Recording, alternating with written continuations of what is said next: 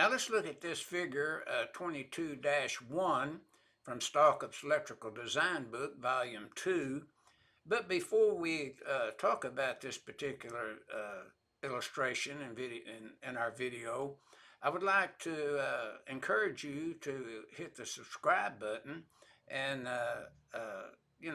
be a subscriber to our channel. It will sure help us to bring these videos to you. If you feel like the videos are any benefit to you, will help us out there. We'll appreciate it. Also, I'd like to invite you to get on grayboyinc.com or buildersbooks.com and check out our books on codes and standards and see if there are any of those that you would like to download or to maybe get you a copy of. Just food for thought. Now let's get into this illustration 22-1. And basically, when a designer, installer, electrician, inspector walks into a dwelling unit, we want to look at three groups of loads. The first load is the general lighting and receptacle load. Those circuits that we have there are two or more outlets on these circuits. It could be receptacles, lighting outlets, appliance outlets, that kind of thing, that could be connected to these circuits. And then, of course, the second group that we look at, small appliance circuits. You need two for the kitchen, pantry, dining room, and breakfast room. You need one for the laundry room.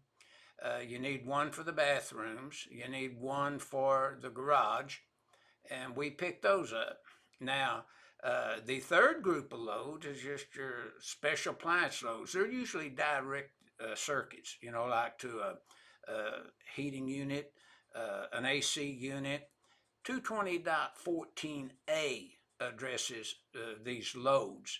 So, but if you wanted to see how these loads are determined and how they're calculated, just, go to our hot topics and type in dwelling unit circuits.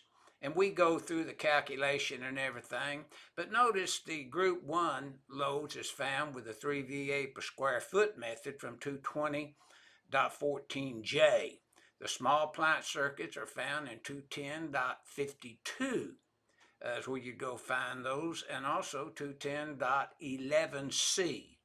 And the small special appliance loads is 220.14A. Now, all this illustration is trying to illustrate is there are three groups of loads. And if you'll look at group 1, group 2, and group 3, it's very easy to go in and install these circuits, inspect these circuits, or design these circuits where it's necessary to present a set of plans to the state, county, or city, or to the authority having jurisdiction. And that's what this figure 22-1 is illustrating.